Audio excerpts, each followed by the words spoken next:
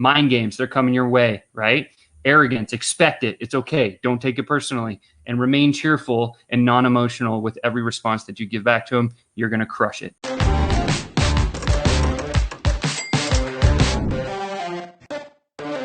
Today's gonna be awesome. I can't wait. We're covering up a really cool topic, and here is the question that I got over the weekend. How do I sell to a D-dominant style of personality? And it's such a wonderful question simply because it comes down to personality sales, and a lot of people don't quite understand what personality selling is.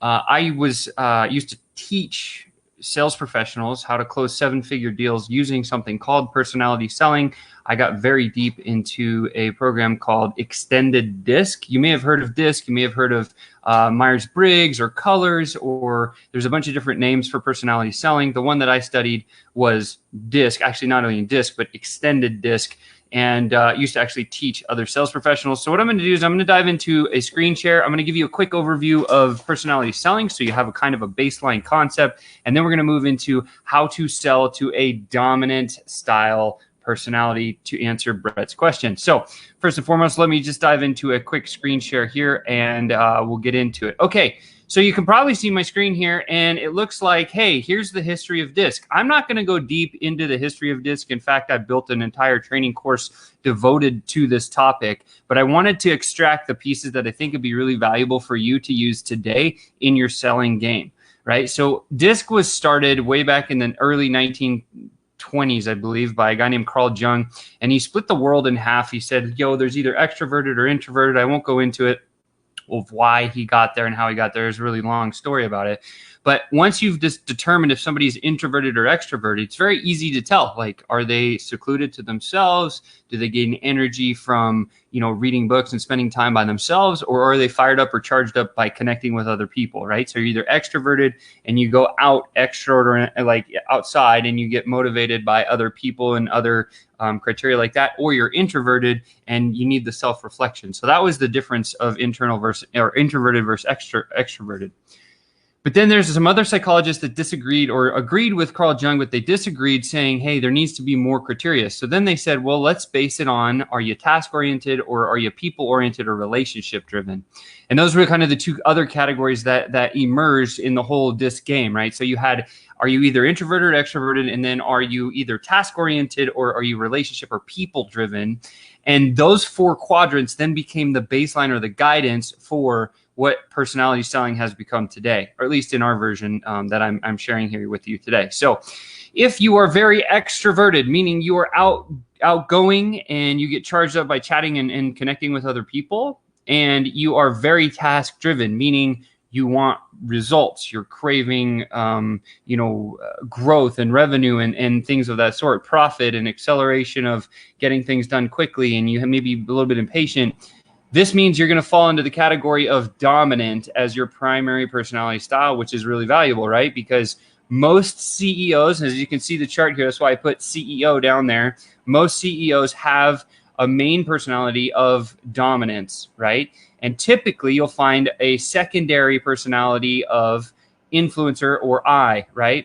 And you can hear it in speech patterns. So as you're listening to people talk, they'll either share with you, hey, what's in it for me? That's the D's favorite question to ask. It's 5 words. What's in it for me is the dominant question. What's the results I get? How are you going to help me complete this? What does it look like when I'm done? Can you help me paint the picture? I'm trying to achieve this result and I don't want to do any of the work. These are the kinds of things that dominant style people will be sharing with you as you're selling to them throughout your journey. So just kind of start to listen to the verbal patterns that you're hearing. If they're very sharp and they're short in their speech and they're like, hey, I need this result and I want it now, then you probably have a dominant style personality trait that you're dealing with. Which brings me to the next part of the question is like, how do I sell to that person? Well, in Extended DISC, there's really 3 steps. First step is you got to understand yourself. Okay. When you understand yourself, it means you know what your tendencies are, you know where you gain energy, you know where you lose energy, and then you have to have time in your schedule or or your life in where to go and recharge. So once you know that, you've got the first part of DISC down. The second out of 3 parts is you need to understand your personality, your strengths again. So you know who you are by taking a quick test, understanding the history, and then you know what charges you and what takes it away from you. And then the third piece is like, now I understand who I am. Now who I need to recognize who the person is I'm selling to. And then the final piece is transforming into a different personality style in order to work through filters, right? It's not about changing yourself. It's about speaking in a filter of somebody else's personality so that they let their guard down and the trust in the relationship build. And that's the secret, right? So it's like, you don't have to change. You just have to adapt. And you don't have to adapt for a long period of time, only for usually the first 90 seconds of any sales call. Because when you get there, what happens after the first 90 seconds, when people realize, hey, Sean's speaking in my filter, even though I'm not a D or I'm not a C or I'm not an S or not I or whatever, I know how to adapt and speak in that filter for the first 90 seconds of a sales call. And then people think instantly, psychologically, they go, oh, this person's in my filter. I can have an easy conversation. I can just be myself. There's less energy spent from that person trying to communicate with you. And guess what? Deals happen a lot faster. So that's the first piece of it. You got to kind of understand where people lie, why they lie that way. But then the second part, again, answering the question from Brett, he says, how do you sell to a D style person? And here's the secret for selling to a D style person. You just got to remember a very simple acronym, and it's MAC. Mac Daddy, the D Mac Daddy. Remember, you can't forget that, right? So it's super, remember MAC. Okay, what does it stand for? Well, if you look at this chart here, you can see the strengths of the dominant player. And again, my course that we put together for the sales ascenders goes really deep into this stuff, but I'm just kind of scraping the surface to give you the highlights or the cliff notes of, if you come across somebody who's very short, direct, and to the point, this is probably the kind of the direction you want to take, because when you do, you'll see that deals get closed a lot faster. So the dominant type, and I'll just go through this, their strengths are usually pioneering. They like to be first and foremost. They like to have new things. They like to be kind of out there leading. They're innovative, right? And if they hit a roadblock, they're very quick to create another solution around, over, under, or through the brick wall that they come across. They're very forward-looking and challenge-oriented. They love challenges. That stuff actually lights them up as a D, right? And then the weaknesses are they get very demanding. A lot of people take that personally, and they're like, it hurts. Like, I don't want to listen to that. Like, it hurts my ears. Sometimes they can be very egotistical. They sometimes become aggressive and rude. And other times they just lack diplomacy. Now, what sets those off? What sets the weaknesses off is the line of stress. Like, we all have external stressors. Stressors are the things that create the weaknesses and personalities to come out. That's the only thing that creates that type of the weaknesses to appear.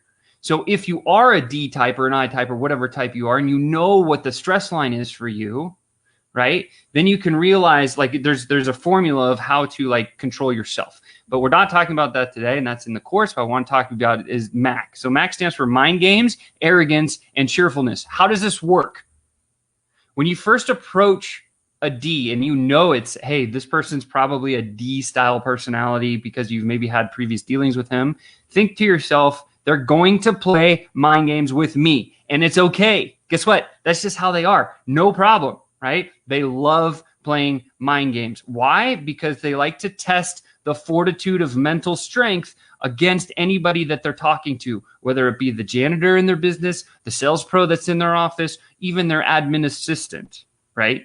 And so expect mind games. Be prepared to face some of the most challenging ones that you've ever come across. That's the first thing when you remember when you're selling to Ds is, hey, he's going to come out with mind games. I got to put my armor on to protect myself. If you're not that D person, this is the one thing that's coming at you is mind games. Secondly, arrogance. They will walk the line of cockiness to conceitedness to arrogance all day long. Why? Because that's who they are and that's what they do, and that's totally cool. I love it about them. I respect it about them because guess what? When you're prolific and you walk that confident, cocky, arrogant line, people either love you or hate you. But as one of the greatest copywriters of all time, Jim Edwards says, listen, love me or hate me, but there's no money in between. There's no money in the middle. That's why D's typically get it done, because they walk this line of arrogance, conceitedness, and confidence, and they're prolific, and people love them or hate them. They'll follow them off a cliff, or they'll repel and be against them forever, right? And that's fine. That's what you're up against. You just got to understand that. And if you can accept it, it'll make you as a sales pro become even more enlightened in how to close the deal. Here's the one thing that you need to do throughout every sales interaction that you have with a high D personality style. Remain cheerful, right? Don't take it personal that they're cocky towards you or arrogant on you, or even speaking down to you in certain times. The mind games they play, just don't let that stuff get to you. Let it just ping off your armor and have the conversation, and just remain cheerful at all times, because when you do this, you will absolutely close more deals with more D-style personalities more often. And that's the key, right? So that's why we share that. And this, my friends, is the one acronym I remember when I go into a sales presentation or a sales call or a prospecting event. The first thing I do in my calls is I quickly identify what style they are, and then I adapt my personality for the first 90 seconds. And that's how I sell the D's, and that's how we've been really, really, really successful and helped multiple businesses scale to 8 figures and beyond, simply because we know some of these basic guidelines. That's why we're sharing them with you. And again, if you have any questions about this or anything else that I may be able to answer for you, please drop a comment below. Love the feedback, always reply to it. And I hope this helps you today. If you come across somebody that's, oh, why are they that way? Think about this video and think about, oh, they're this personality. It might be, is it a D-style person? That's the question you got to ask yourself. So with that said, guys, that was today's 10-minute high ticket tune-up. I hope it helps you. I hope you go fight and win. Remember, happy selling. And remember the acronym DMAC. If you're selling to a D-style person, remember, mind games, they're coming your way, right? Arrogance, expect it. It's okay. Don't take it personally. And remain cheerful and non-emotional with every response that you give back to them. You're going to crush it. Love you guys, and we'll see you on the next one. Bye-bye.